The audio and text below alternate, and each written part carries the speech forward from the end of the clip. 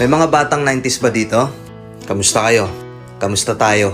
Alam nyo, sa totoo lang tayo may pinakamasayang kabataan. Tayo yung mga kabataan noon na napakababaw ng kaligayahan.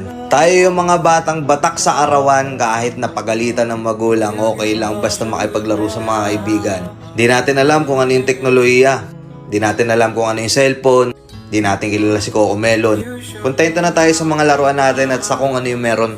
Tayo yung mga batang halos makompleto natin lahat ng laruan sa Jollibee at McDo. Bumibili tayo ng tig-pipisong laruan baka sakaling may laruan doon sa loob.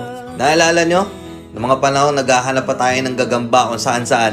Naghahanap tayo ng mga sanga ng puno para makipaglaro ng baril-barilan. Kukuha tayo ng gulong sa tabi-tabi tapos pagugulungin lang natin kung saan-saan.